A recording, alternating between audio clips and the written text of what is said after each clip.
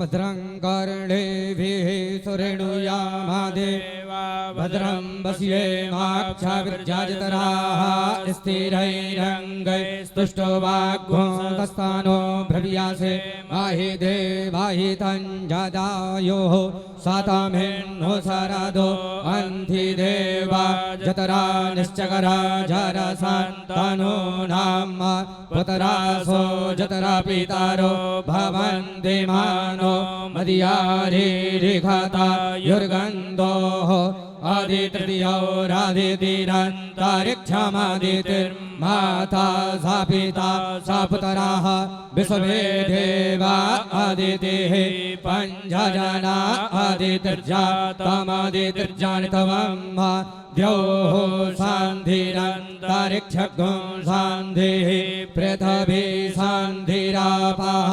शान्तिरोगदयः शान्तिः वनस्पतयः शान्तिर्विश्वे देवाः शान्तिर्ब्रह्म शान्तिः सर्वगुं शान्तिः शान्तिरेव शान्तिः सामा शान्तिरेधि जातो यतः समीहसे ततो नो अभयं गुरु सन्नः गुरुप्रजाभ्यो भयन्नः पाशव्याः हरिः ॐ सहस्रासि रेखा पुरुषाः सहस्राक्षः सहस्रापाथ स भूमिघ्नो सर्वात् सपर्तवाद्यादिष्टदशाङ्गोलम् पुरुष एवेदग्ं सर्वं यद्भूतं यच्च भाव्यम् उतामरे ततवस्ये सानो जादन्नेन तिरोहति एतावा नस्यामहि मातो यायाश्च पुरुषाः पादोऽस्य विश्वा भूता नेत्रेपादस्यामरे तन्दिवि त्रिपादोर्ध्व उदयितपुरुषाः पादोऽस्येह भावत पुनः ततो विभवं विकरामत्सासना नासने अभि ततोभिराडजायतभिराजो अधिपुरुषाः स जातो अतियारितियाता पश्चादभो मेमतो पुराः तस्माद्यज्यात् सर्वाहुताः संवरेदंवरे खादा यम्मा पाशोश्चाश्चकरे बाह्व्या नारण्या ग्राम्याश्च ये तस्माद्यज्यात् सर्वाहुतारे चाः सामाने जनीरे छन्दाघोषे जनीरे तस्माद्यादुस्तस्मादजायता तस्मादस्वा अजायन्ता जेखेचो भयातताः गावो अजनीरे तस्माज्जाता अजावयः तञ्जजियं भरे गपरोक्षन् पुरुखं जातमग्नताः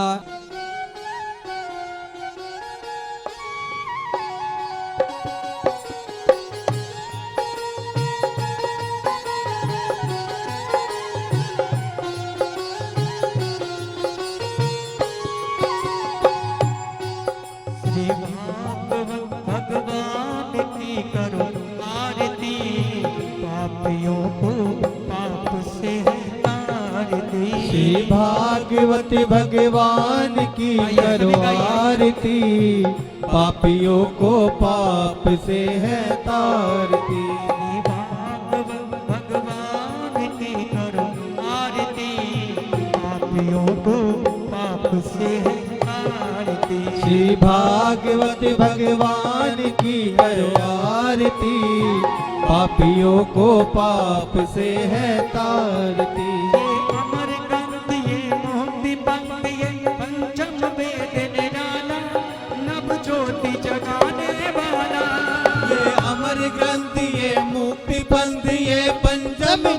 निराला नव ज्योति जगाने वाला हरि नाम यही हरि धाम यही हरि नाम यही हरि धाम यही ये जग मंगल की आरती पापियों को पाप से है आरती श्री भागवत भगवान की करो आरती, पापियों को पाप से है तारती।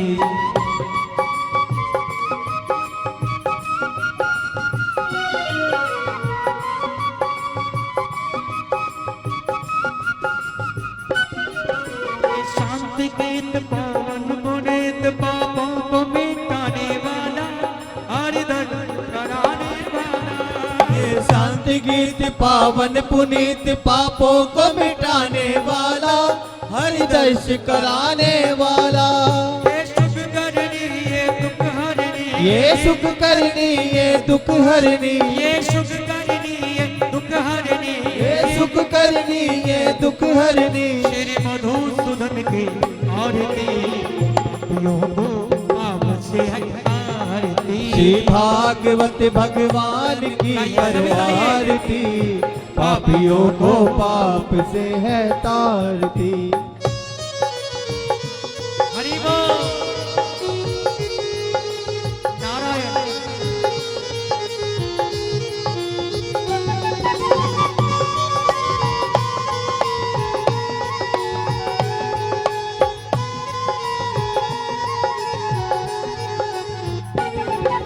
मधुर बोल जगबंद बोल, सतमार्ग बताने वाला, बिगड़ी को बनाने वाला। मधुर बोल जगपंथ खोल, सतमार्ग बताने वाला, बिगड़ी को बनाने वाला। श्री राम यही घनश्याम यही, श्री राम यही घनश्याम यही, श्री राम यही घनश्याम श्री राम यही। यही ये हरि महिमा के आरती, पापियों को पाप से है तारती। भागवत भगवान की करो आरती, पापियों को पाप से है तारती। और एक बार अपने दोनों हाथ उठा करके गाओ, ताकि भगवान आपकी आरती स्वीकार कर दे। जो पीछे भी खड़े, दोनों हाथ उठा करके गाओ, हरि बोल।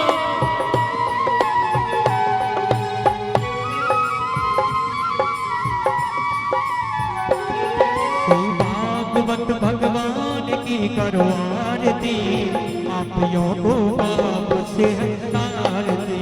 भागवत भगवान की करो आरती, पापियों को पाप से है तारती। कर्पूर नाम तार संसार सार भुजगे निहार, सदा वसंतम हृदयारविंदे भवं भवानी सहितं नमामि। त्वमेव माता च पिता त्वमेव, त्वमेव विद्या सखा त्वमेव, त्वमेव विद्या सर्वं त्वमेव, त्वमेव सर्वं मम देव देव, त्वमेव सर्वं मम देव देव, त्वमेव मम देव देव, त्वमेव सर्वं मम देव देव।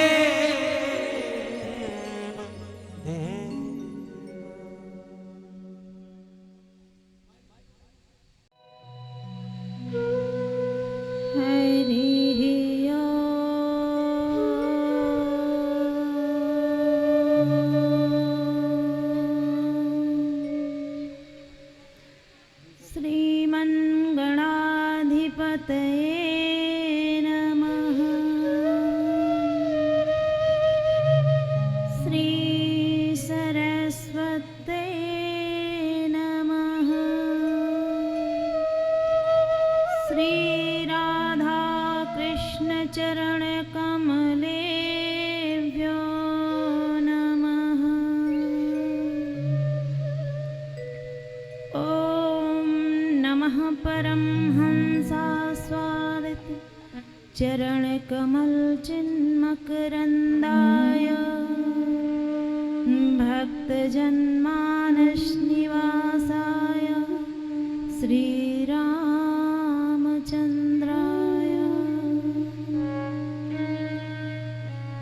ध्येयं सदा परिभवग्नमभीष्टदोहं, तीर्थास्पदं शिवविरिञ्चिनुतं शरण्यं। भृत्यार्तिहं प्रणतपालभ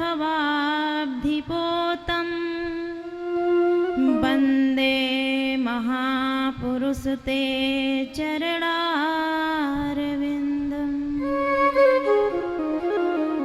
वंशी विभूषित करान्नवनीरदाभा पीताम्बरादरुणबिम्बफलाधरोष्ठा पूर्णेन्दुसुन्दरमुखादरविन्दनेत्रा कृष्णात् परं किमपि तत्त्वमहं न जाने जन्माद्यस्य यतन्वयादितरतश्चार्थेष्वभिज्ञस्वरा तेने ब्रह्महृदाययादिकवये मुह्यन्ति यत्सूरया तेजो वारिमृदां यथा विनिमयो यत्र त्रिसर्गो मृषा नाम्ना स्वेन सदा निरस्तकुहकं सत्यं परं धीमहि कृष्ण त्वदीयपदपङ्कजपञ्जरान्ते अद्यैव मे विशतु मानसराजहंस प्राणप्रयाण समये कफवातपित्ते कण्ठावरोधन विधौ स्मरणं कुतस्ते लोकाभिरामं रणरङ्गधीरं राजीवनेत्रं रघुवंशनाथं कारुण्यरूपं करुणाकरन्तं श्रीरामचन्द्रं शरणं प्रपद्ये मनोजमं मारुततुल्यवेगं जितेन्द्रियं बुद्धिमतां वरिष्ठं वातात्मजं वानरयूथमुख्यं श्रीरामदूतं शरणं प्रपद्ये राधे मेरी स्वामिनी मैं राधे को दासी जन्म जन्म मोह कीजियो श्री वृंदावनवासी जन्म जन्म मोह कीजियो श्री वृंदावनवासी।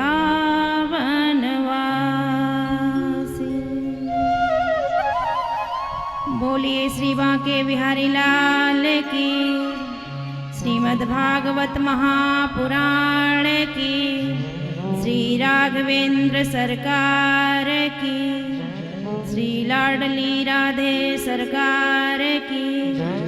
जय जय श्री राधे, जय जय श्री राधे, जय जय श्री राधे।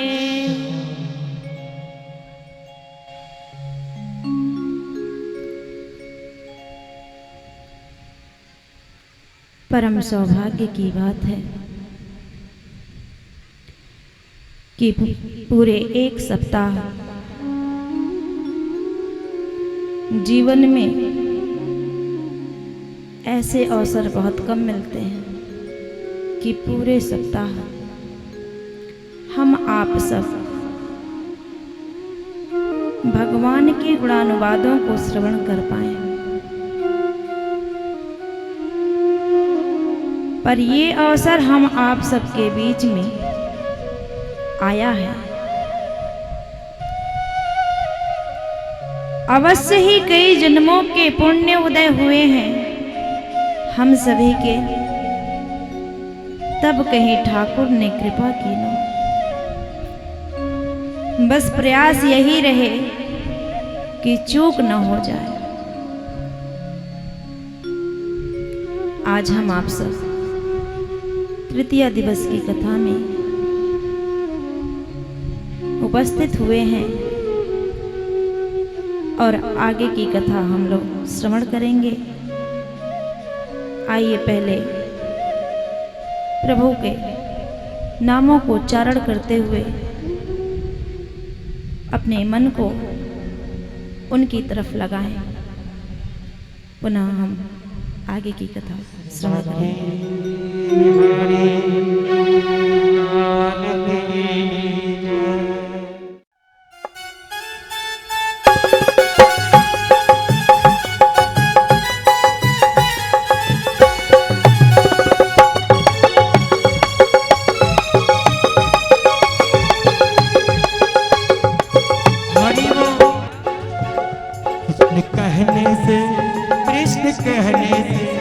कृष्ण कहने से तर जाएगा, पार भव से उतर जाएगा।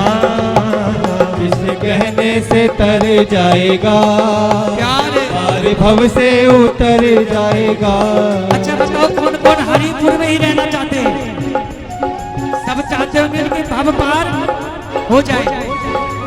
तो द्रौपदी की तरह आप भी हाथ ऊपर कर दो, प्रभु मेरा मुझ में कुछ नहीं, जो कुछ है सब आपका, और मेरी साड़ी खिंची जा रही है। आप आ जाओ गोवर्धन गिरधारी बचाने के लिए।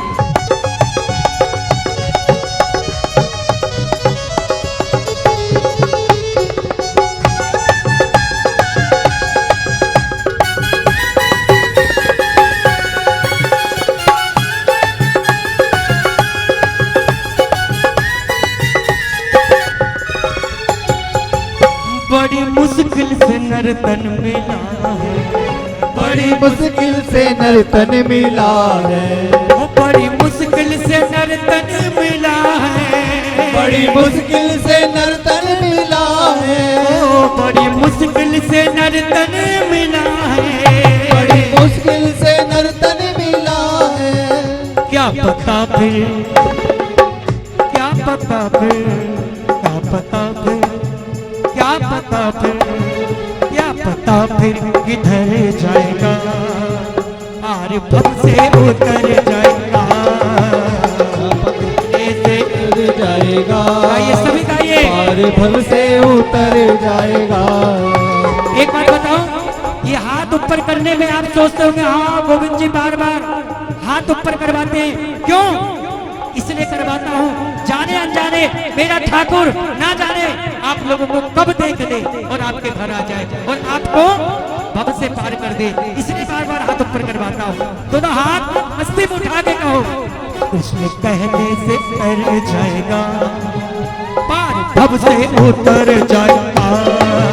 कृष्ण कहने से तर जाएगा, पार भव से उतर जाएगा। श्री राधे।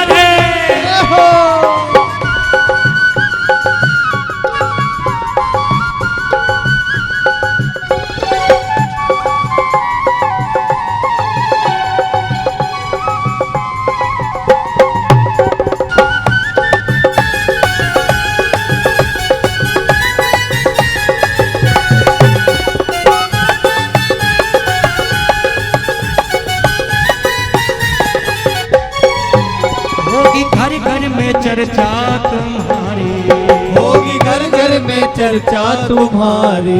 ऐसे चर्चा नहीं होता है घर में, कुछ अच्छे कर्म करके जाओ। जरूरी नहीं कि आपका फैक्ट्री दुकान मकान हाँ सब यही रह गया। 2020 में आप लोगों ने देखा है कर्म अच्छे कैसे, जो गुप्ता परिवार सभी एकत्रित होकर उनके मन में आया कि श्री जी के चरणों में हम भी स्नान करेंगे और गांव के सभी भक्तों को डुबकी लगाएंगे और रोज हाँ कीर्तन भी कराएंगे। ओ राधे राधे गोविंद गोविंद राधे, राधे राधे गोविंद गोविंद राधे, गोविंद राधे गोविंद राधे, बोलो गोपाल राधे, गोपाल राधे, बोलो गोविंद राधे, गोपाल राधे, बोलो गोपाल राधे, गोविंद राधे।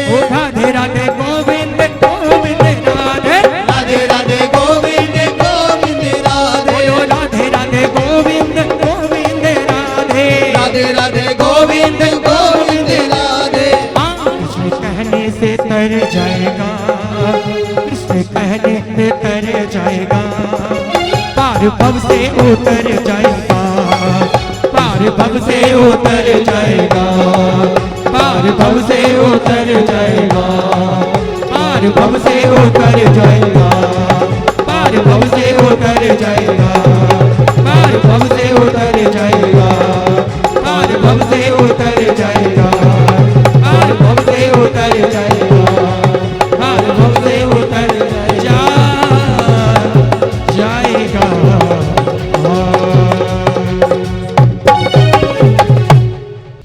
बोलिए श्री बांके बिहारी लाल की। किस किस को भवसागर से पार जाना है? अच्छा, भवसागर है क्या? पार तो जाना है।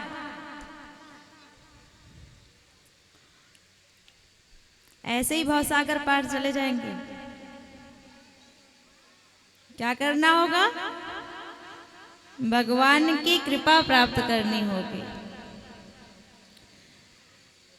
और हम मनुष्य ऐसे हैं कि बगैर किसी स्वार्थ के किसी की जय जयकार नहीं करते।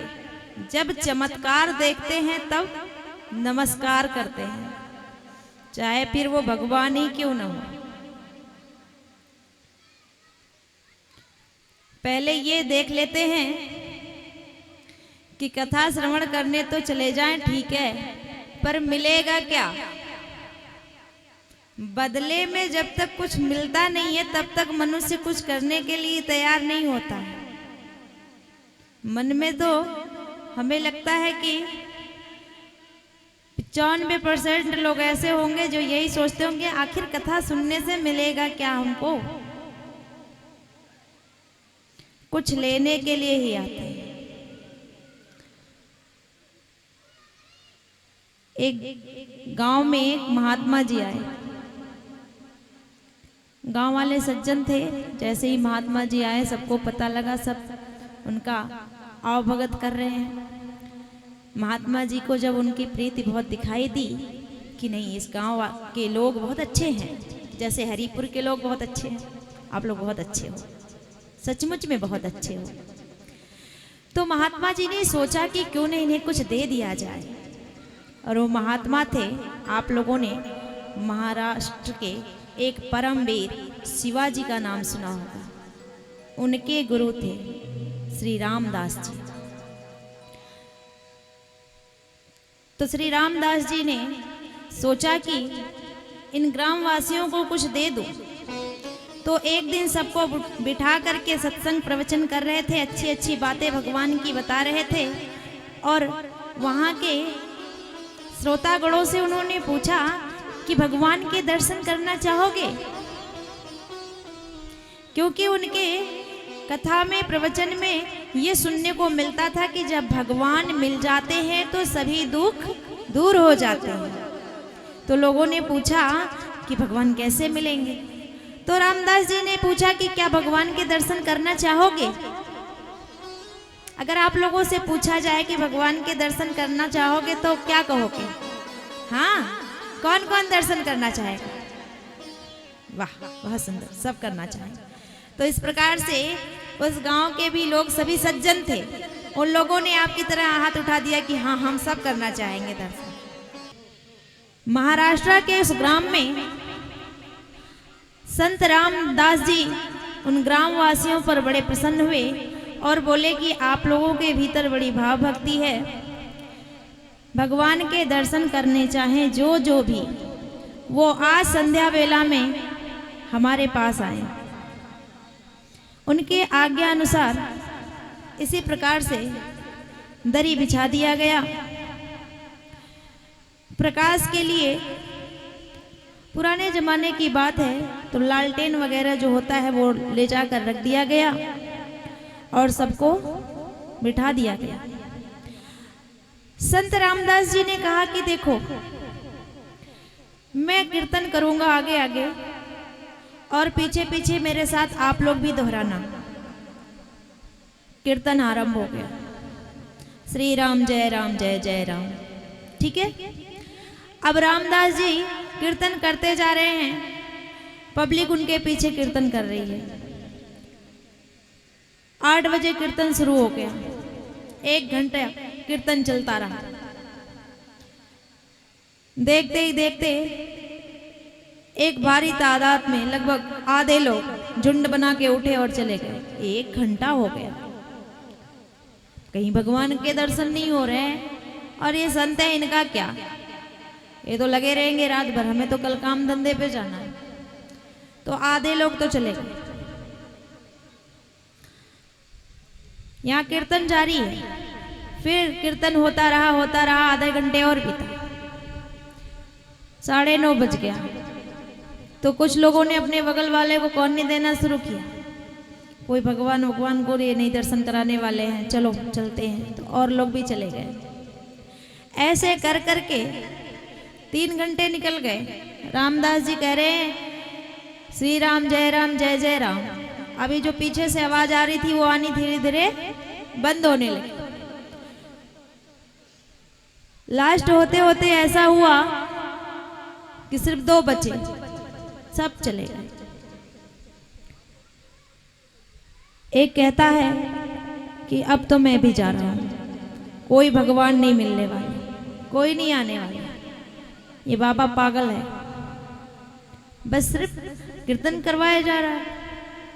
अपना लम्फ उठाया और जाने लगा। बोला तू भी चल। तो वो कहता है दूसरा वाला कि जाना तो मैं भी चाहता हूं, पर मेरी बड़ी समस्या है। बोले क्या समस्या है तुम्हारी? बोले भैया देख, तेरा लम्फ है, तू तो लेके जा रहा है। ये जिस पे बाबा कीर्तन कर रहे हैं, नाच नाच के इधर से उधर टहल टहल के, वो बिछी हुई दरी मेरी है। अब इसे छोड़ के तो मैं जा नहीं सकता, सुबह तक मिले ना मिले, मेरी ये समस्या है, इसलिए मैं जा नहीं पाया। और नहीं तो मैं तो सबसे पहले चला जाता। मैं तो पहले ही जानता था कोई भगवान इतना आसानी से थोड़ी ना मिलते हैं। तो लंप वाले ने बड़ा अच्छा उपाय बताया उसको। बोला देख मेरी सुन, ये भजन कीर्तन करते करते जब उस साइड चले जाएं तो इधर से दरी मोड़ना शुरू कर देना। अब वो उतना दूर आ रहे हैं जा रहे हैं तो आएंगे ही, तो वो धीरे धीरे दरी से उतर जाएंगे। और जैसे ही दरी से उतरे सारा समेटना और चल देना। बोला ठीक है। दोनों चले गए, वो दोनों भी चले गए, कोई नहीं है। श्री रामदास जी कीर्तन कर रहे हैं, श्री राम जय राम, श्री राम जय जय राम। कुछ देर करते रहे कि तब तक हनुमान जी आए। उन्होंने जोर से आवाज लगाई, सावधान, श्री रामचंद्र की सवारी आ रही है। कीर्तन रुक गया रामदास जी का। जिधर से आवाज आई उधर देखा उन्होंने, क्योंकि वो पहचान गए कि राम के दूत की आवाज है, भक्त शिरोमणि हनुमान जी की आवाज है। उन्होंने आंखें खोल करके देखा हनुमान जी को और कहा कि आप मेरे भक्तों को प्रभु के दर्शन कराइए। हनुमान जी दर्शन कराइए, बड़ी देर से प्रतीक्षा कर रहे हैं। हनुमान जी ने कहा महाराज किसको दर्शन कराएं, कोई है ही नहीं, सब गए, कोई दर्शन का अधिकारी नहीं है जो रुक पाते। तो अभी आप लोगों ने कहा था ना कि हम सब भगवान से मिलना चाहते हैं। भगवान से मिलने के लिए धैर्य धारण करना पड़ता है, और जो संतों के द्वारा, गुरुओं के द्वारा आपको आदेश हो, उस आदेशित कर्म को करना पड़ता है। भगवान को प्राप्त करना बहुत आसान नहीं है। जन्म जन्मांतर लग जाते हैं, युग युगांतर, कल्प कल्पांतर लग जाते हैं, पर भगवान को पाना इतना आसान है कि ना जाने कब वह अकारण करुणा वरुणालय रीझ के आ जाए, जब हमें ही कल्पना न हो कि वो परमात्मा इतना जल्दी मिल जाएंगे। इसलिए 8 दिन का जो अवसर आप लोगों के मध्य में उपस्थित हुआ है, इसे आप लोग गंवाना नहीं। कल हम लोगों ने दूसरे दिन की कथा को श्रवण किया। श्री सुखदेव स्वामी कहते हैं कि राजन, सृष्टि के आरंभ में ब्रह्मा जी के शरीर के दो भाग हो गए। वामांग से शत्रुपा नामक एक स्त्री प्रकट हुई और दाहिने अंग से मनु नामक एक पुरुष उत्पन्न हुआ। दोनों का आपस में विवाह करा दिया गया, जिनसे आगे की सृष्टि की संरचना हुई। यहीं से मैथुन सृष्टि की आरंभ हुआ है। इसके पहले जितनी भी सृष्टियां हुई हैं सब मानसिक सृष्टि हुई है। मनु शत्रुपा के 5 संतानें हैं, जिसमें से उनकी मझली पुत्री देवहूति की कथा मैंने आपको कल श्रवण कराई, जिनका विवाह कर्दम जी के साथ होता है, जिनकी 9 कन्याएं हैं, अरुंधति, अनुसुईया जैसी, जिनका विवाह ब्रह्मा जी के 9 मानस पुत्र मरीचि, अत्रि, वशिष्ठ, अंगिरा, पुलह, पुलह इत्यादि ऋषियों के साथ संपन्न हुआ। कर्दम और देवहूति के घर में भगवान नारायण साक्षात कपिल के रूप में पुत्र बन करके आए, जिन्होंने अपनी माता को सांख्य योग का उपदेश करके उनके मुक्ति का मार्ग प्रशस्त किया। अब यहीं पर तृतीय स्कंद विराम हुआ। हम आप सब चौथे स्कंद में प्रवेश करेंगे। मनोस्तु शतरूपायां तिस्र कन्याश्च जगिरे आकुर्ति देहूतिश्च प्रसूतिरिति विश्रुता। आकुर्ति, देहूति, प्रसूति, ये 3 कन्याओं के नाम हैं। और प्रियव्रत, उत्तानपाद नामक 2 पुत्र हैं। जो इनकी श्रेष्ठ पुत्री, ज्येष्ठ पुत्री श्री आकुति जी हैं, इनका विवाह सुचि प्रजापति के साथ पुत्रिका धर्म से हुआ। पुत्रिका धर्म से विवाह का अर्थ होता है कि उस कन्या से जो संतान प्रथम उत्पन्न होगा उस पर अधिकार नाना का होगा। तो इस प्रकार से आकुर्ति के गर्भ से साक्षात नारायण यज्ञ भगवान के रूप में प्रकट हुए। उन्हीं के साथ एक स्त्री जिसका नाम दक्षिणा है, उनकी भी उत्पत्ति हुई। वैसे तो वो एक माँ के गर्भ से उत्पन्न होने के कारण भाई बहन हैं, परंतु दक्षिणा के रूप में माँ लक्ष्मी का प्रादुर्भाव हुआ और यज्ञ पुरुष के रूप में साक्षात नारायण हैं, और लक्ष्मी सदैव नारायण की है और नारायण की रहेंगी, इसलिए दोनों का विवाह करा दिया गया। बोलिए यज्ञ पुरुष भगवान की। आप लोग एक बात समझ लीजिए कि जो भी यज्ञ अनुष्ठान, हवन पूजन, कथा जो भी करते हैं, वहाँ यज्ञ भगवान को आवाहित अवश्य किया जाता है। आपके मध्य में विप्र देवता जब भी कोई पूजन कराने के लिए आते हैं तो समय समय पर दक्षिणा रखने की बात करते हैं। हाँ, अनर्गल पैसे, अपनी मेहनताना, अपना मजदूरी अगर वो आपसे अधिक मांगे तो वहाँ गलत है, परंतु जहाँ वो दक्षिणा स्वरूप आपसे धन रखवाएं वहाँ श्रद्धा से रखिए, क्योंकि आप अपने किसी कामना की पूर्ति के लिए यज्ञ तो करते हैं, अनुष्ठान तो करते हैं, यज्ञ भगवान आवाहित होते हैं, परंतु जैसे ही दक्षिणा की बात आती है तो मन में ये भावना आती है कि बस पैसे की बात है। नहीं, ये ब्राह्मण देवता आपसे पैसे की बात नहीं करते हैं, बल्कि यज्ञ पुरुष भगवान जहाँ जहाँ आते हैं वहाँ दक्षिणा अनिवार्य होता है। यज्ञ पुरुष को उनकी पत्नी दक्षिणा समर्पित की जाती है, इसलिए दक्षिणा यथा संभव जो सामर्थ्य में हो, 1 रुपए से लेकर के 1000 रुपए तक जो आपकी श्रद्धा हो वो रखिए, और अवश्य रखिए। मन में किसी भी प्रकार से व्यंगात्मक भावना, द्वेषात्मक भावना से दक्षिणा कभी भी मत दीजिए, नहीं तो वह यज्ञ का संपूर्ण फल आपको नहीं प्राप्त होगा। ठीक है। और श्री सुखदेव स्वामी कहते हैं कि परीक्षित, मनो शत्रुपा की जो सबसे छोटी कन्या है प्रसूति, उनका विवाह दक्ष प्रजापति के साथ हुआ,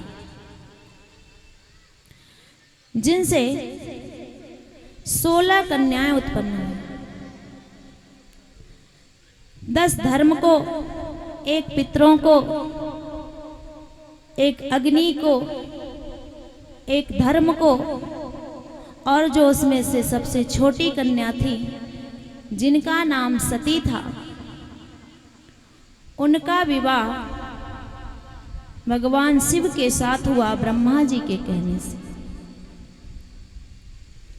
जो धर्म को ब्याही गई थी उनके ही गर्भ से, जिनका नाम मूर्ति है, भगवान नर नारायण रूप में विद्यमान हुए।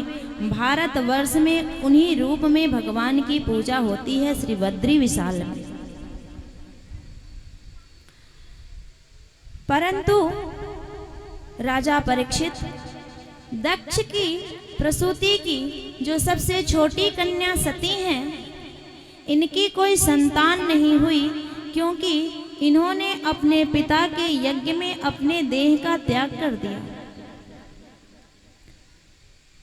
राजा परीक्षित बड़े आश्चर्यचकित हुए कि गुरुदेव, ऐसी क्या बात हो गई कि शिव की प्रियतमा अपने पिता के यज्ञ में देह त्याग कर दी। पिता के लिए तो पुत्री बड़ी प्रिय होती है ना? आज भी ये देखा जाता है, क्योंकि माँ के भीतर जो प्रेम होता है सो तो होता है, पर पुत्री को अच्छे संस्कार देने हैं, उसे किसी और के घर में जाकर जीवन निर्वहन करना है, इसलिए माँ उसको छोटे छोटे ज्ञान देने के लिए उसको अनुशासित रखती है।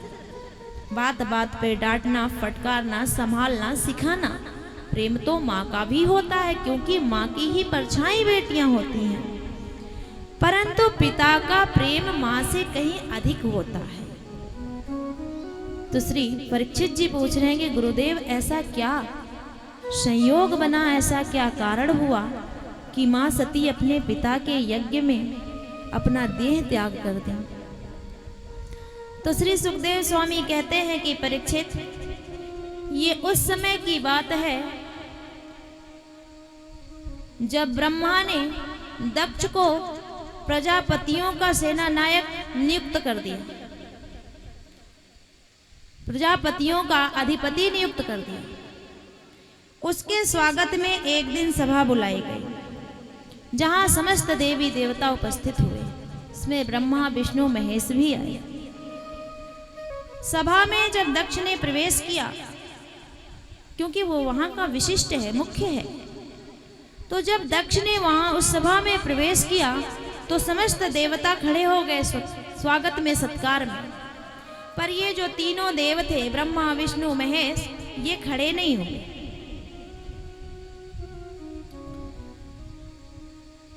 तो जब कोई सभा में कोई विशिष्ट आता है, और विशेषकर जब वो अहंकारी हो, तो कौन कौन खड़ा हो गया सभा में हमारे स्वागत के लिए, उन पर कोई इसकी दृष्टि नहीं जाता। वो ये देखता है कि कौन कौन मेरा सम्मान नहीं कर रहा। तो दक्ष ने देखा कि अरे, ये तीनों लोग खड़े नहीं हुए। ब्रह्मा जी को, विष्णु जी को तो कुछ नहीं बोला, क्योंकि ब्रह्मा जी पिता हैं और विष्णु जी दादा हैं, है ना? क्योंकि विष्णु के नाभि से कमल और कमल से ब्रह्मा का प्रादुर्भाव हुआ है। परंतु जैसे ही उसने शिव जी को देखा कि दामाद है, मैं ससुर हूं और मेरा स्वागत नहीं करता, बैठा हुआ है, और जैसे ही सभा को संबोधित करने के लिए माइक हाथ में आया, तो सबसे पहले यही कहा कि सज्जनों की सभा में ऐसे दुर्जनों को कौन बुलाता है? क्यों बुलाता है? ऐसे लोगों को क्यों बुलाया जाता है? कौन बुलाता है? सब लोग एक दूसरे को देखने लगे, भाई सज्जनों की सभा में कौन ऐसा असज्जन आ गया है? किसी को समझ नहीं आया। कौन है असज्जन? फिर बोला दक्ष कि अरे इस शिव की बात कर रहा हूं, शमशान में राख लपेटकर शरीर में रहता है, अमंगल वेश है इसका, इसे कोई संस्कार नहीं है, इसको कोई घर नहीं है, ये जिस तरह से धनहीन है वैसे ही आचरणहीन भी है। सब लोग तो दंग रह गए, देवादिदेव महादेव, परंतु किसी ने कुछ कहा नहीं। क्यों? क्योंकि वो ससुर जी है। भगवान शिव तो आत्मा राम है, कौन आ रहा है कौन जा रहा है उन्हें कुछ फर्क नहीं पड़ता। दक्ष के अपमान की इच्छा से वो नहीं खड़े हुए, ऐसा नहीं है। वो तो अपने भीतर अपने इष्ट श्री राम का दर्शन सदैव करते रहते हैं, सबको राम में जानते हैं और राम में ही सबको निहित देखते हैं। ऐसी कोई भावना नहीं थी, परंतु दक्ष अहंकार में फूला हुआ। जब इस प्रकार से उसने तमाम गालियां शिव जी को देना आरंभ किया, उनका विरोध करना आरंभ किया, अशब्द बोलना आरंभ किया, तो नंदी जी से देखा नहीं गया। क्योंकि जब भगवान का अपमान होने लगे तो भक्त कभी भी बर्दाश्त नहीं कर सकते।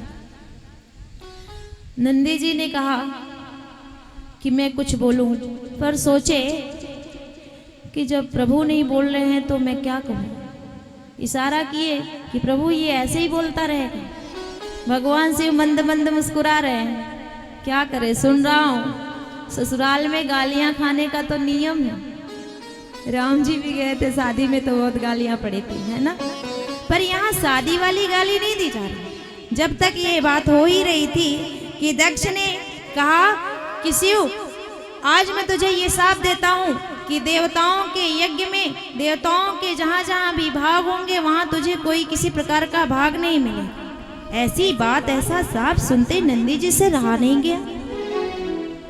नंदी जी ने कहा अहंकार में भर करके ये दक्ष बड़ा मैं कर रहा है, बहुत जल्दी से बकरे का सिर लग जाए। जैसे ही नंदी जी ने दक्ष को साप दिया, दक्ष के जो पुरोहित थे भृगु जी, उन्हें अपने जजमान का इस तरह से अपमान सहन नहीं हुआ। उन्होंने कहा कि नंदी हमारे जजमान का अपमान मत करना। मैं भी साफ देता हूं कि शिव के समस्त भक्त पाखंडी हो जाए, आचरणहीन हो जाए, कोई नियम धर्म न रहे उनका, सब चिलम पीने वाले हो जाए।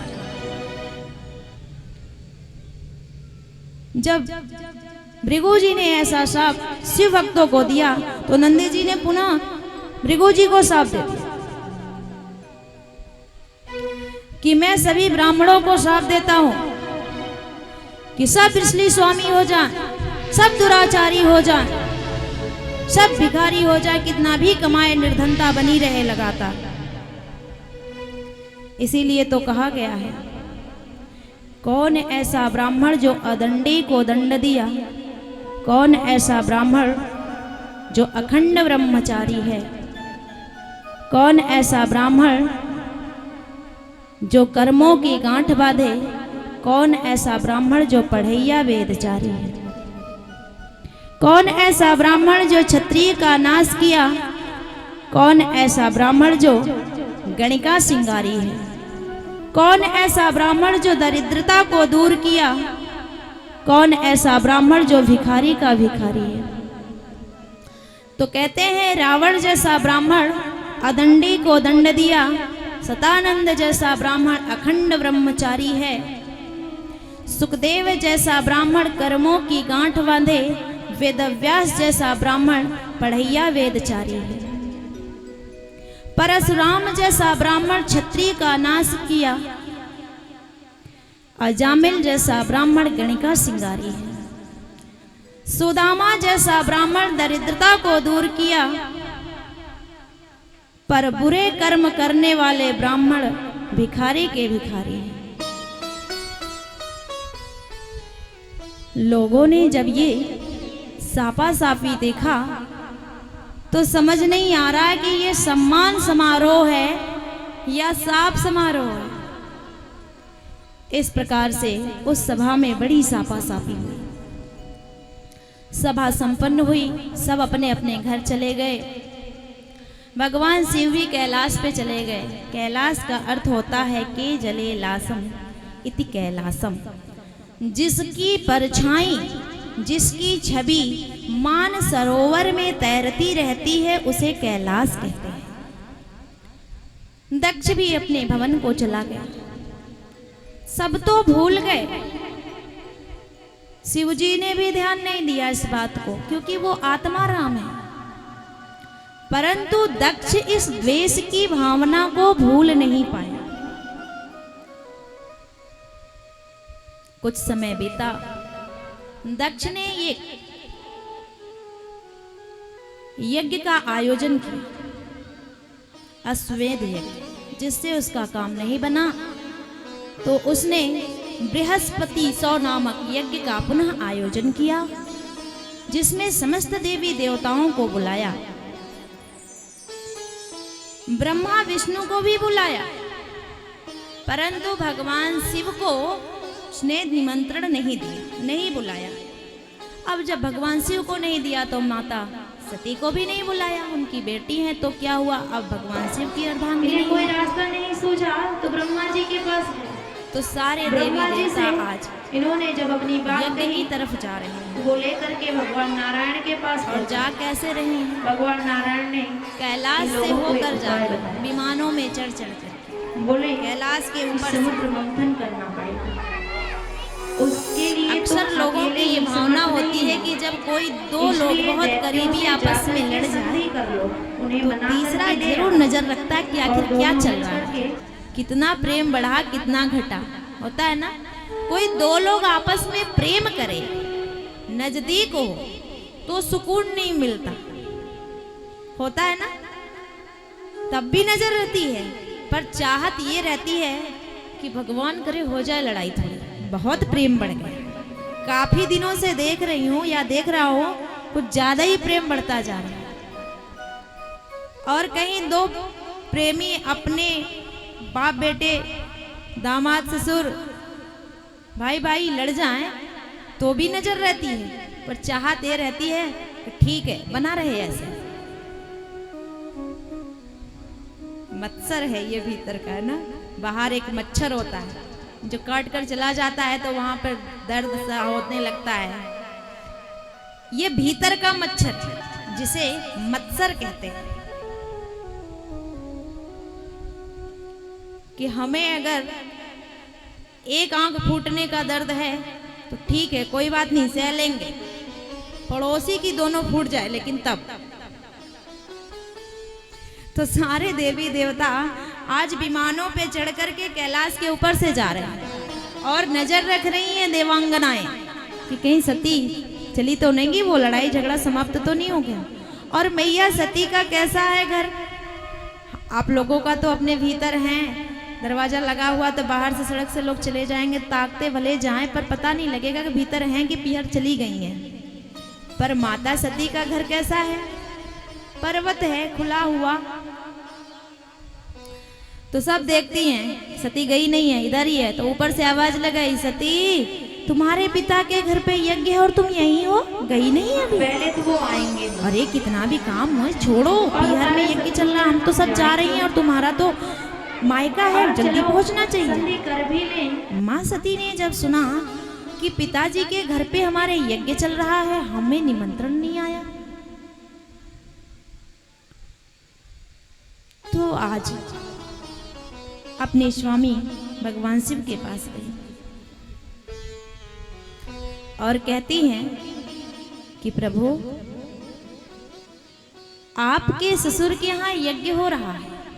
देखिए माताएं बड़ी चालाक होती हैं, जब कोई प्रशंसा की बात आएगी, बड़ाई की बात आएगी, तो ये कहेंगी मेरे पीहर में, मेरे पिता के घर में ऐसा होता है। अजी तुम्हारे घर में तो पता नहीं कैसा होता है, मेरे पिता के घर में ऐसा होता है, जो अच्छी बात होगी। पर जैसे ही गड़बड़ देखेंगी और पतिदेव को थोड़ा नाराज देखेंगी तो कहेंगी आपके ससुराल में, आपके ससुर जी के यहाँ अगर भाई ने कुछ गड़बड़ कर दिया तो ये नहीं कहेंगी मेरा भाई, बोलेंगी तुम्हारे साले ने सब गड़बड़ कर दिया। और ये होना भी चाहिए। क्यों?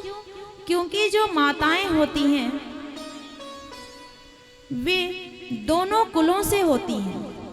एक कुल उनका जन्मभूमि होता है जहां 20, 25, 30 साल की उम्र गुजार चुकी होती है, और दूसरा उनका कर्म भूमि होता है जहां आगे की पूरी जिंदगी गुजारनी है। तो ना इसका मोह छूटता है ना उसका मोह छूटता है। दोनों में सामंजस्य बनाकर चलना उनकी विवशता होती है। सदैव अगर ससुराल वाले और मायके वाले किसी प्रकार से वैरी हो जाएं तो माताएं तो धर्म संकट में फंसी रहती हैं। पिता की दर्द को देखें या पति को सुने। तो आज माता सती ने बड़ी सफाई से, बड़ी समझदारी से भगवान शिव से कहा कि स्वामी आपके ससुराल में यज्ञ हो रहा है तो चलना चाहिए ना हमें। भगवान ने कहा हाँ देवी जरूर जाना चाहिए, पर एक बात बताओ, ससुर जी ने कोई चिट्ठी चौपाती भेजी है क्या? कोई निमंत्रण आया है हमारे लिए? मैया ने कहा नहीं प्रभु, निमंत्रण तो नहीं आया है। हो सकता है कि कहीं रह गया हो, जिसको भेजा हो वो लेके ना आ पाया हो, पर ये तो नहीं हो सकता कि पिताजी हमारे अपनी पुत्री को निमंत्रण देना भूल जाएं।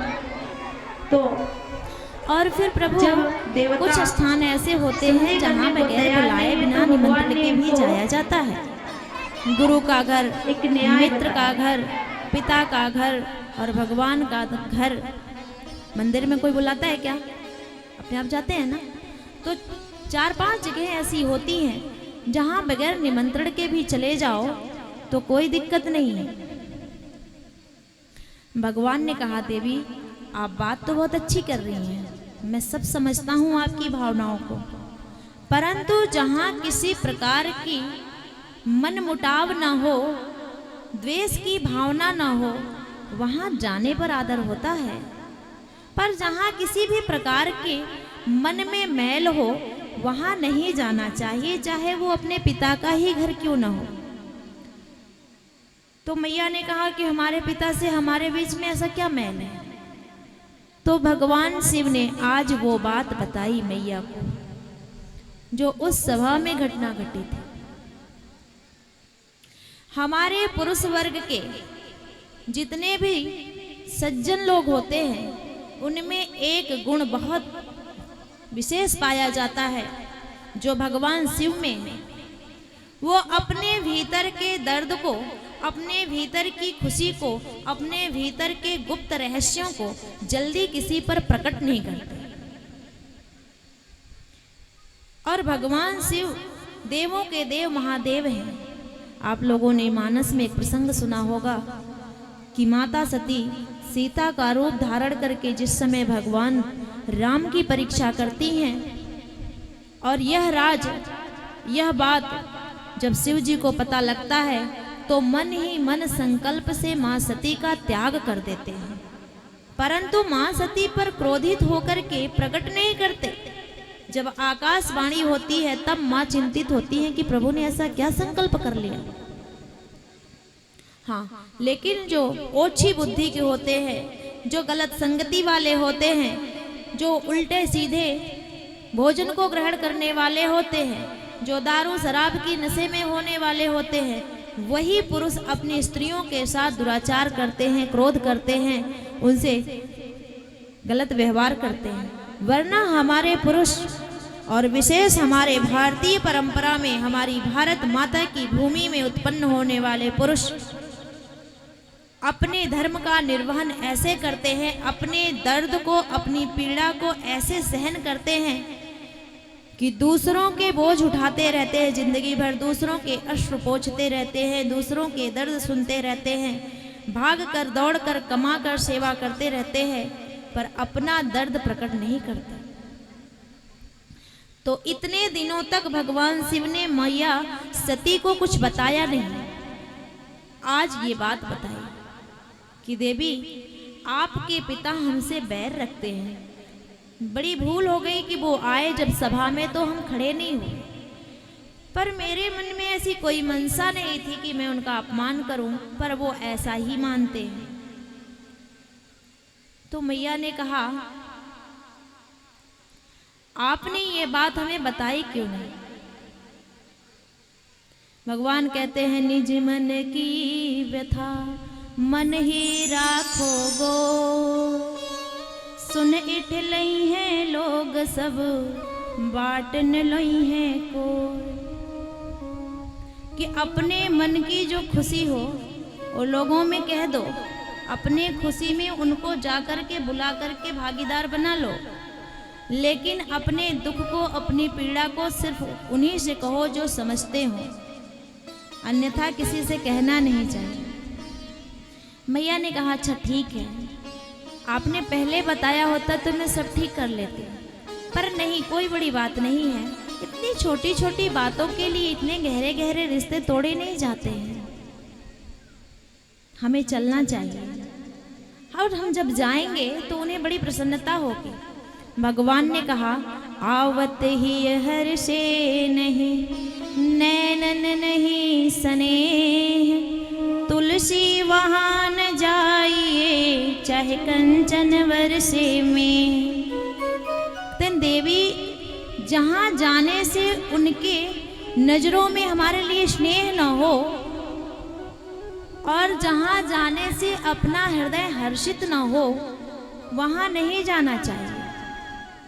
चाहे वह मेघ बादल कंचन अर्थात सोना ही क्यों न बरसा रहे हैं, सोना प्राप्त होने का लाभ हो, वहाँ भी नहीं जाना चाहिए अगर लोगों को प्यार से बुलाते हुए आपको न लगे, श्रद्धा न दिखे, सम्मान न दिखे, आपको खुशी न हो, वहाँ कदापि जाना नहीं चाहिए। तो मैया ने कहा कि प्रभु, ये रिश्ते टूट जाते हैं तो बड़ा मुश्किल होता, जुड़ते नहीं, मुझे जाने दीजिए। प्रभु ने बहुत समझाया, मैया नहीं मानी। जब भगवान शिव ने देख लिया कि सती अब मानने वाली नहीं है, ये जाएंगी ही जाएंगी, कभी मैया सती थोड़ी दूर जाती हैं, फिर पलट कर देखती हैं कि क्या पता मेरे जाने से प्रभु भी साथ हो ले, पर देखती हैं कि प्रभु नहीं आ रहे हैं तो फिर लौट जाती हैं। फिर जाकर प्रभु से दो चार बातें करती हैं कि चलिए स्वामी, अच्छा मुझे आज्ञा दीजिए। तो प्रभु कहते हैं ठीक है जाइए। तो मैया फिर चल देती हैं। और इस बार भगवान शिव ने देखा कि सती अब जाने के ही लिए तत्पर हो चुकी हैं, तो नंदी इत्यादि अपने गणों को उन्होंने आदेश दिया कि जाओ सती को महारानी की तरह उनके पिता के राजमहल तक ले जाओ छत्र चमर के साथ। नंदी अपने गणों के साथ आए। मैया मैया हम भी मामा के यहाँ चलेंगे। मैया बोली चलो सब आओ मेरे साथ। मैया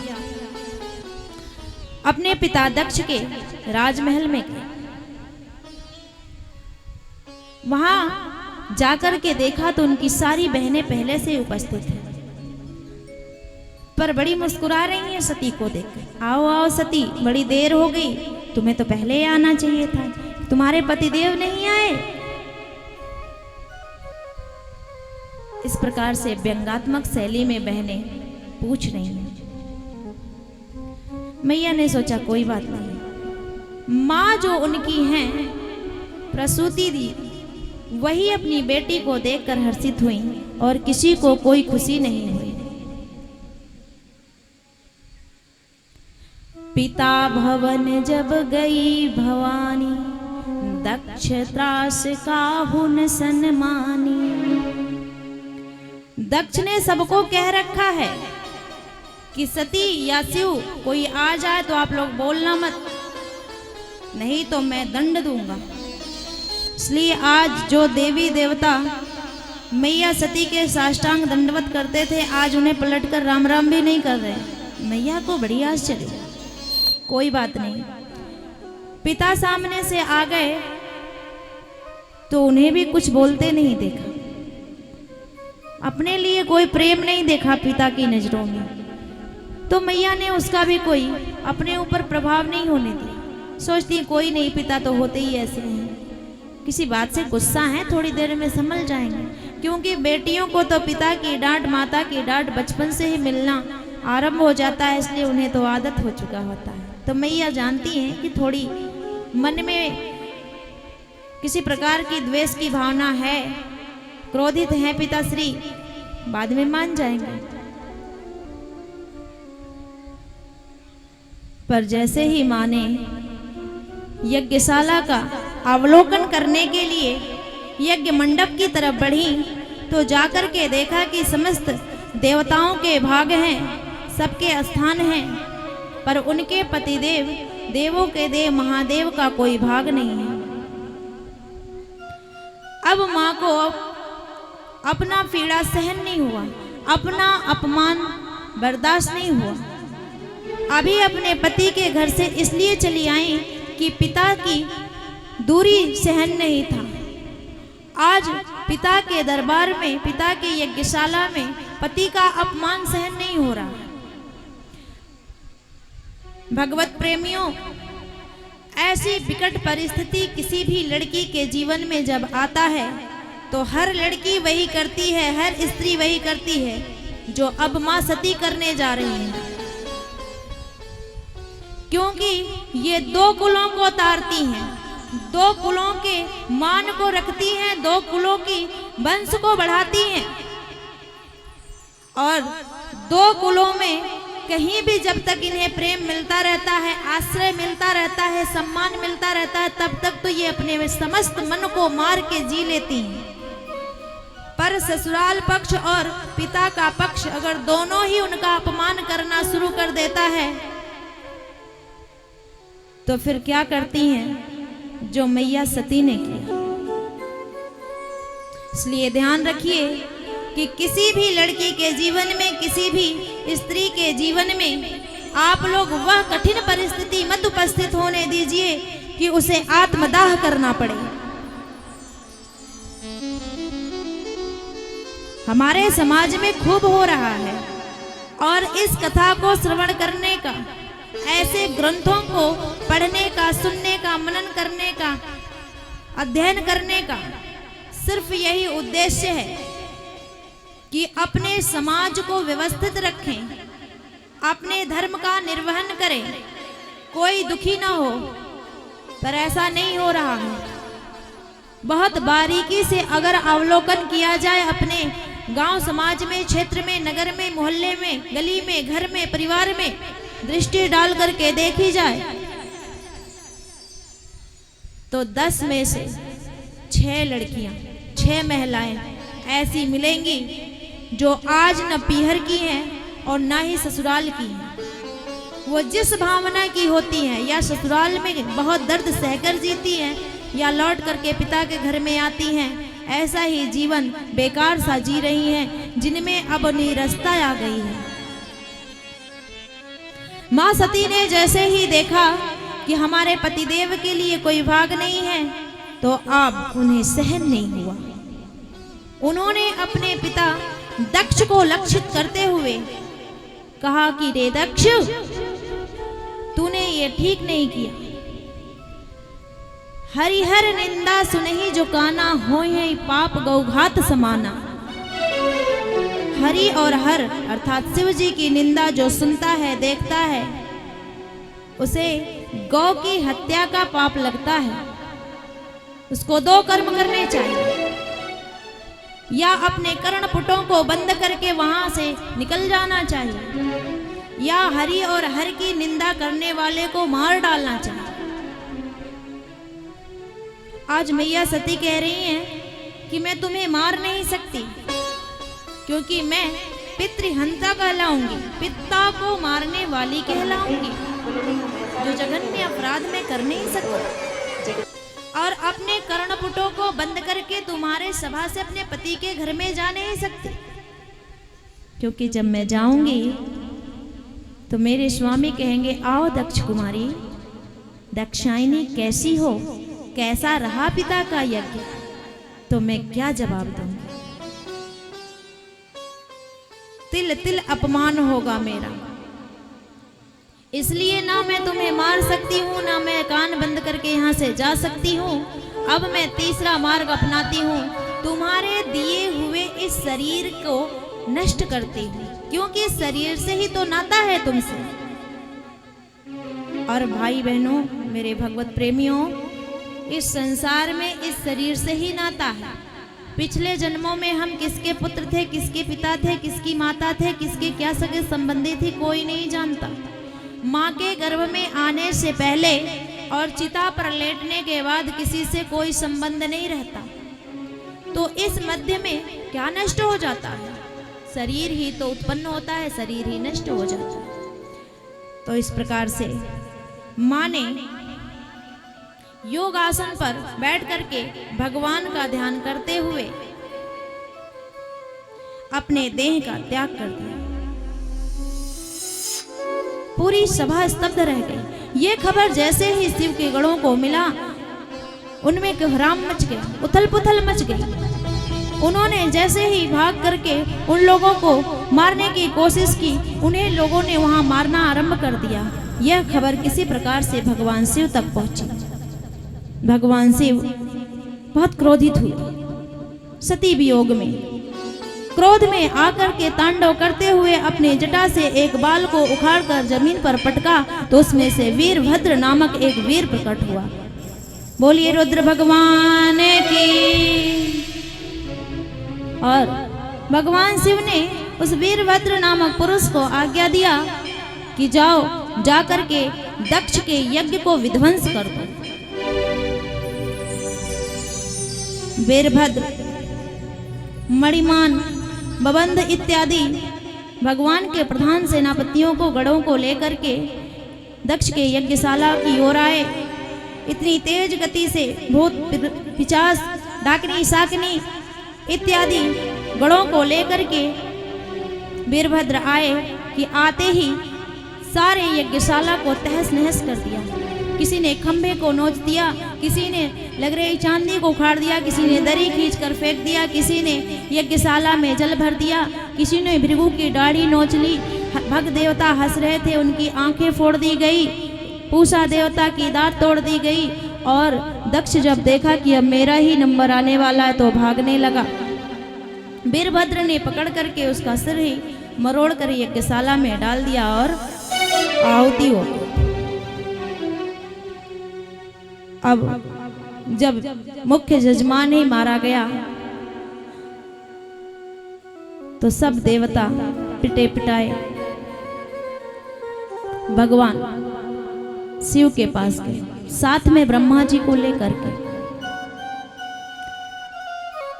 ब्रह्मा जी जाकर के भगवान शिव की स्तुति करते हैं, समस्त देवता स्तुति करते हैं। भगवान शिव उनकी कोई बात सुनते नहीं। देवता डरे हुए। आप लोगों के बीच में भी भगवान शिव की झांकी अभी आने वाली है। आप लोग उनके रूप में भगवान शिव के दर्शन करें, क्योंकि आप प्रत्यक्ष रूप से समस्त जीवों में भगवान अंश रूप से विद्यमान है। जब समस्त देवता भगवान शिव की स्तुति कर रहे हैं तो भगवान शिव ने कहा कि देवताओं, क्या बात है, क्या चाहते हो? तो देवताओं ने कहा कि प्रभु, हम चाहते हैं आप चल करके उस यज्ञशाला को ठीक करवाएं और यज्ञ को संपूर्ण करवाएं। भगवान शिव ने कहा, जब मुझे कुछ मिलना ही नहीं है तो क्यों चले? तो आज देवताओं ने यह निश्चित किया कि किसी भी यज्ञशाला में, किसी भी यज्ञ अनुष्ठान में, किसी प्रकार के देवताओं के भाग में जो अवशिष्ट वस्तु बच जाएगी वो सब भगवान शिव का होगा। आप लोगों के मध्य में भी भगवान शिव का स्वरूप धारण करके कलाकार आ चुके हैं। उन्हें भगवान शिव मान करके उनके दर्शन करें और अपने मन में भी आप लोग भगवान शिव से प्रार्थना करें कि हम पे भी कृपा बनाए रखें और हम अपने जीवन में कभी भी हरि और हर की निंदा को ना श्रवण करें और ना अपने मुख से करें। श्री बांके बिहारी लाल की। बोले शंकर भगवान की, शंकर भगवान की, उमापति महादेव की।